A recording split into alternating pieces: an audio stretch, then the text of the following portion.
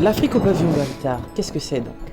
Alors, l'Afrique au pavillon Baltard, ça entre justement dans la stratification de la stratégie du Haut Conseil que je disais tout à l'heure. C'est-à-dire qu'on se dit, quelles sont les problématiques de la communauté des ressources en Afrique centrale? Quels fondements, quels sont les tests qu'il nous faut pour rassembler, pour être efficace et solide? Quel projet nous voulons maintenant partager avec tout le monde? Donc le pavillon Baltard entre dans la troisième phase, qui intègre la communication, qui intègre l'échange public, qui intègre la mise en place, la matérialisation d'un certain nombre de projets. À l'origine de l'organisation, c'est toujours le Haut Conseil. C'est le Haut Conseil qui est l'organisateur de l'Afrique au pavillon Baltard. Pour une fois, nous voulons rassembler tous les enfants d'Afrique centrale. On n'a pas pu avoir tout le monde. On est 16 millions à l'extérieur, vous imaginez. Donc, on n'a que 1000 places au pavillon Baltard et on a combien de pays? 10 pays. Ça veut dire que ça fait quoi? 100 places par pays. C'est pour ça d'ailleurs, je demande à tous ceux qui n'ont pas encore réservé d'aller sur le site réservé. Parce que ce n'est que 100 places par pays. Et quand vous connaissez le nombre de personnes qu'il y a à l'extérieur, on parle de 16 millions de ressources en Afrique centrale et pas dans le monde entier, vous comprenez que 1000 places, c'est pas beaucoup. Donc, cette journée, c'est une journée qui va permettre d'abord que tous les enfants de l'Afrique centrale se retrouvent derrière un idéal commun. C'est-à-dire qu'on retrouvera dans la même salle, sur les mêmes tables, un Congolais, un Angolais, un Camerounais, un Centrafricain. On va laisser tomber les préjugés. On comprendra que le Camerounais n'est pas seulement ce qu'on dit souvent de lui. Ah, il y a aussi des gens bien dans ce pays. Ah, le Congolais n'est pas seulement ce qu'on dit de lui, ou l'Angolais, ainsi de suite.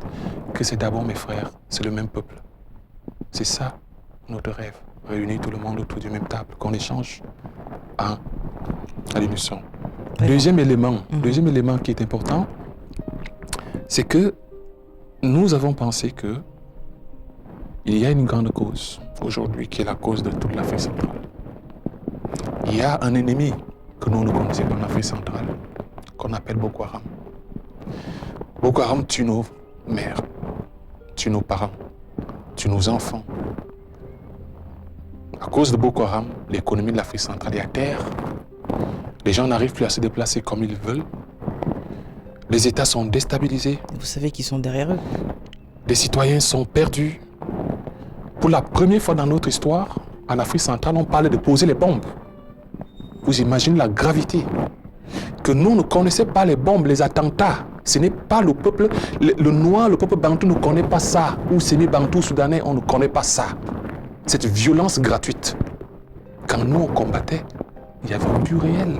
Et comme je viens de dire, vous savez maintenant, qui sont derrière ces gens. Il y a aujourd'hui des hommes tapis dans l'ombre qui aujourd'hui veulent déstabiliser notre sous-région.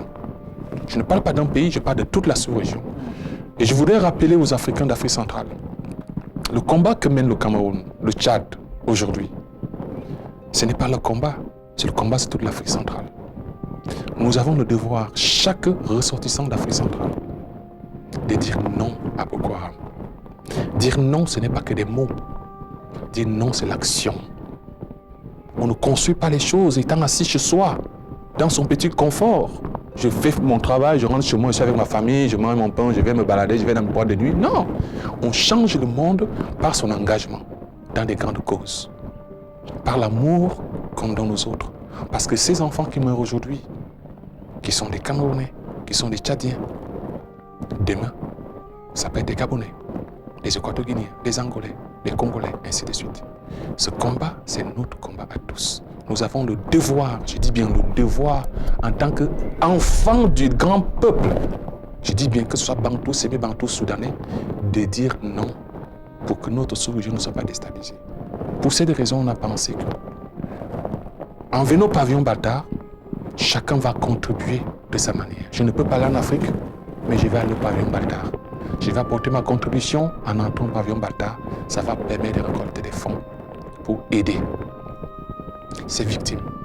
Il faut aller sur les camps sur place, vous allez voir les désastres. Les États sont débordés. Vous savez, nos États sont fragiles. Il faut voir les désastres. Des estropiés, des enfants affamés. On a besoin de médicaments. Ils ont besoin de tout. Et nous sommes assis ici dans des salons, dans le confort occidental, et on croit que c'est la fête des autres, où on passe le temps dans les restaurants à gueuler, à insulter les gouvernements, à insulter les gens, alors qu'eux, ils sont dans l'action, malgré leur imperfection, ces gens sont dans l'action. Alors moi, je ne veux pas, nous dans le Haut Conseil, on ne veut pas se complaire à une position d'observateur immobiliste et critique. Il faut être dans l'action.